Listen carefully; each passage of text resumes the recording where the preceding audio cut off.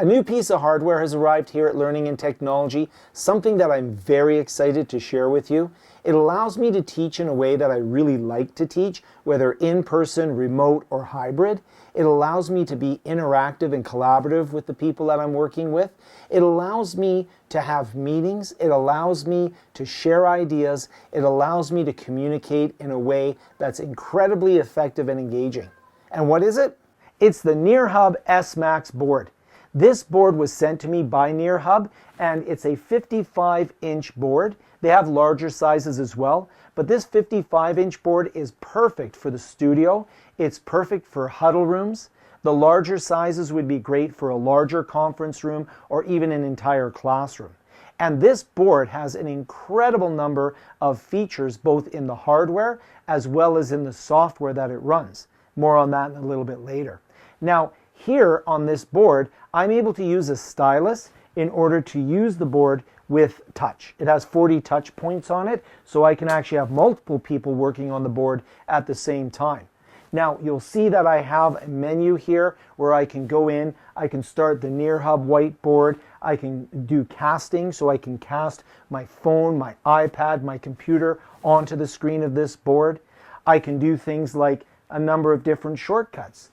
And what do those shortcuts reveal? Well, it reveals the secret of this board, which is that it's actually running Windows. It's running Windows 11 Pro. And this means that I can go in and install any applications that I might install on any Windows machine. It also means that it's a full Windows operating system that can be managed by your IT department, and it can be connected in the same way that you would connect any Windows machines to your network, to your accounts, to the applications that you use on a regular basis.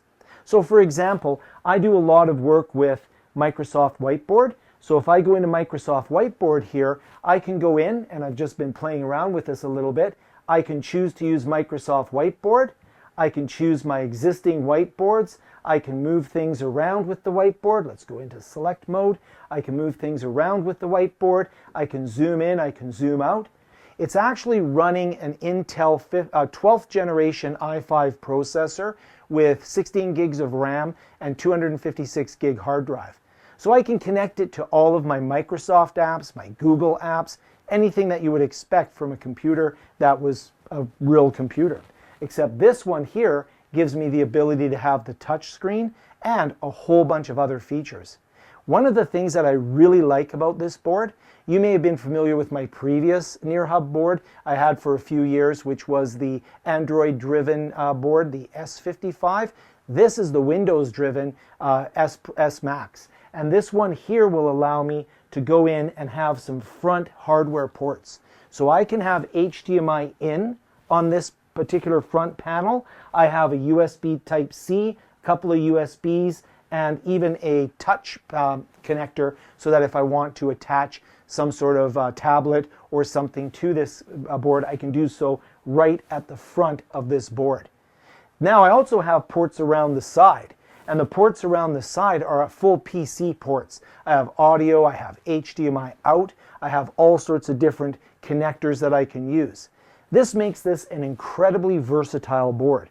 So for example, one of the things that I'll often do is I have the HDMI out, I'll attach that to a video capture card, and I can actually have this board as input to my PC or to my Mac or whatever devices has a video input. So I can actually make this the source video and bring that onto another device. With the HDMI in, I can make this the destination video. So I can take my PC and I can have it connected to this board, and whatever's on my computer, I can display up on the board. So we have that audio-visual connectivity. Plus, if I go back into the Nearhub here, I can go into casting. So if I'm using something like an iPad, or if I'm using something like my phone, I can actually connect in and cast it to this board. These are all just a few of the features that this board has. Let's take a look at each of these in depth and how they work with the Nearhub S Max. So let's say I want to take my iPad and I'd like it to appear on the board. What I can do is go into my casting here, and when I go into casting, I have a lot of different options. I can share my PC, so I can actually use a screen passer. That's a separate device that you can get from Nearhub. or I can download software and project my PC onto the computer. And of course I have my HDMI in port, so I can do that as well. Lots of options to connect your PC screen to the main screen here. I can also do a webcast through the browser. I can use AirPlay through Mac OS. I can go in and use a client piece of software, the one I just described. And I can also use my phone in order to share either my AirPlay or a client for Android. Lots of options to connect. The easiest way for me to share my iPad would be to put it into casting mode. I swipe on my iPad, choose to do screen mirroring, and you will actually see that my device appears. And you will see that my device appears under the name Studio. So that's the name that I gave to the device. So if I go into my screen mirroring, I can choose Studio, and it will be on the same network. It has to be on the same wireless network. It'll ask for an AirPlay code. In my case, this time it was generated as 4294. So 4294. I'll put in the code, and now whatever's on my iPad will appear on the screen. So I can actually have my iPad projected onto the screen. I can show different apps. I can put it into landscape mode. When I put it into landscape mode, it'll go into landscape mode here on the computer as well. And this is great because a lot of educational applications are on an iPad. And of course, if I use something like the whiteboard, or if I use any type of game playing type of device where I'm playing games in class to engage my students, I can use my iPad. So that's casting, and we can do the same with our computers, whether it's a Mac computer, whether it's a Windows computer, and really with the HDMI import, any device that projects or allows me to output HDMI can be projected onto this screen. Something that's very useful in larger environments, let's say I have a large auditorium, because I have the HDMI out, I can actually take the Max board and I can daisy chain it. So I could have a main board at the front of a stage, and I could have auxiliary boards that are located throughout in space that are with HDMI daisy chained together, so whatever's being displayed on the main board can also be projected. That's a little bit more advanced, but it is possible because of the flexibility of both the hardware as well as the Windows operating system to make that a reality. And of course, it's absolutely perfect for casting things like VR sessions so that everybody can see them. Now, another thing I've done, because it's a full Windows system, is I've actually connected up Bluetooth devices, such as this portable keyboard that I use, and I also have a portable mouse that I connect up through Bluetooth. You can also use the front ports or any of the ports to connect up a USB dongle if you'd like. One of the things that I've done is I put a piece of industrial Velcro on my keyboard as well as the board itself. So I just keep that there when I'm not using the board, and then when I need to use the board at a distance, if I'm sitting at a desk or something, I can just come along, grab my little keyboard, and connect it directly to the board. Now, in addition to working with the board as a whiteboard, doing casting, opening up a web browser, or any of the applications that I have on this shortcut menu, I can have a room calendar. That's great if I want to connect this up to an account that shows whether the board is booked in a room or a room is booked. You can connect it up to an Outlook calendar or a Google calendar.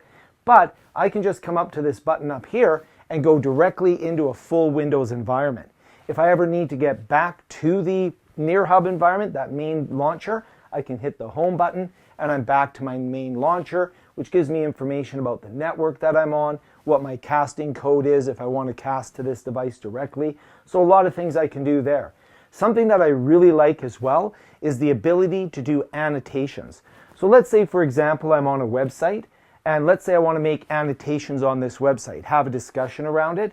I can just hit this little icon here, which is my pen, and you'll see that I will get a menu of different pens and styluses and markers that I can then use here. So I'll use a red pen, and maybe I want to say, there's a space here that I want to clean up and work with, and maybe I want to draw a little curly mustache on Frank and a crazy beard, right? So you can, don't do graffiti on Frank, please. But the idea is that you can go in here and you can work with different videos and such as well. So let me go back to select mode and let me choose the video. And I'm using my finger as well. So I usually use the stylus when I'm drawing, and sometimes just tapping stuff with my finger is useful. I can clear this off as well, so any of my annotations are cleared off. And this becomes really interesting if I'm doing things like watching a YouTube video or watching a game on TV. Whatever it is that I want to annotate, I can come in and I can pause the video that I'm watching. I can annotate things. For example, I'll go into my arrow there. I can arrow in. I have highlighter. I have the ability to erase things that I've put on here. I can come in with different colors if I want to on here. And there's lots of things that I can do in order to do annotations. This is also extremely useful. Let me just go ahead and take this game here, and we'll go ahead and grab that, and we'll actually minimize that. We'll get rid of the good old hockey game, and we'll go in here and take my annotations off. But let's say I was doing something like teaching software or teaching something where people had to click in a different place. I could go in here, I could open up something, let's say something like Google Meet, right? Oh, make sure I'm on my selector there, open up Google Meet, and I could go in and I could talk about this with the annotations. I could say things like, you need to go in and set up a new meeting. If you have a code that's been provided to you, put it into here. So you can see that I can actually use this as part of a whiteboard that sits on top of my Windows environment. That's extremely useful for teaching. And of course, I can always just come and take this off, right? So I can go back home if I want to go back to my main menu and go into any of my shortcuts or the teaching. So I have this flexibility to both move around the environment into a Windows environment, but I retain my annotation features either through an annotation tool, or of course, if I go into a full tool like a whiteboard, then I have the ability to go in and we have, grab the select tool and make sure I close that down, take my annotations off, and go to the select tool, close that window. I can go in and I can make those annotations. I can open up a whiteboard program if I like. A lot of times what I've done here is I've actually set it up so that I have right on my home screen here, I actually have the whiteboard that I use is often the Microsoft whiteboard. It's just where the company I work for and where I teach, we use Microsoft Whiteboard. At least I use Microsoft Whiteboard, the Microsoft suite of products. And by putting that shortcut right there on the Nearhub screen, anytime I need to get into my whiteboard, I can get into it and I can start using that to present as well. So we have a lot of options in terms of using this board for interactive teaching. And I've only touched on some of the features. There are many other things that I could do in terms of using this as an effective teaching tool, but what it does is it provides me with the platform to start doing that type of interactive teaching. Full Windows operating system, some customized menus, and some features that are extremely useful for me to go in and take annotations and to work with software. Plus, of course, all the hardware connectivity, allowing me to put it into right in front of people through sharing. I can do things like the HDMI out, HDMI in. I even have it connected up to an old VCR with a DVD player that has HDMI out adapter, so I can watch movies on here if I like. Now, all of the features that I would use with the Windows and the touch screen and for teaching and everything are fantastic. But we can't forget that this is also a board designed for meeting rooms and for meetings.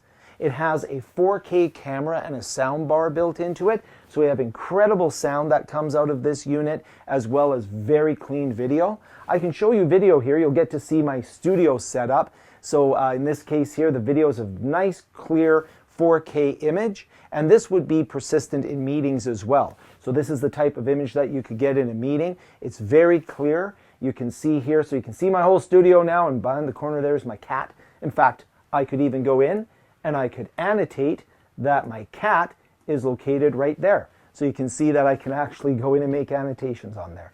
So if we go in and we have the nice camera in here with the sound bar, I can go in and modify sound volume here.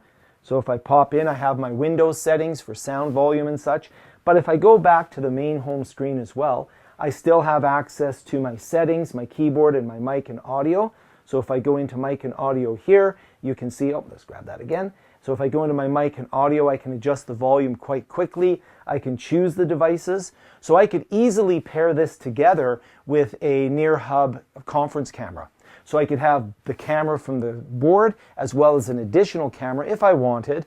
And I could also add additional sound or speakers. If I was in a larger environment, especially if I was using the larger board, then I might want to be able to extend my audio visual out beyond. But this is actually a very powerful speaker system. It makes, I won't play any music for you because of copyright issues, but it has a very good quality speaker in here. And if you go in and you have a look at the camera, as you saw, the camera is quite clear. And when you're in a meeting environment, it will actually use AI to adjust some of the settings in order to allow you to focus on a speaker. So that's quite powerful as well. So if we have a meeting, and I've got Teams meetings in here, I have Google Meet in here, and I'm going to go in and put my Zoom on here. So I'm going to go into my shortcuts. I can modify that. I just go into my settings here. So if I go into my settings here, I can go in and I can modify my shortcuts, and then I can put in whatever type of application or web link that I want in here. So I'm going to go ahead and put Zoom in there because that, I have it on there. So I have Zoom in there because that is something that I do often have Zoom meetings, and I have a lot of Teams meetings. And this camera, this sound, both microphone and audio out, is beautifully crystal clear, both from a visual standpoint as well as from a sound standpoint. There's so much you can do with this board. It's one of my favorite devices for teaching, for education, and actually for playing around a little bit too. Fantastic board. If you have any questions about it, put them down below, and I will be making more videos on specific tasks that I can do with this board to demonstrate just how powerful a whiteboard like this can be in teaching and learning.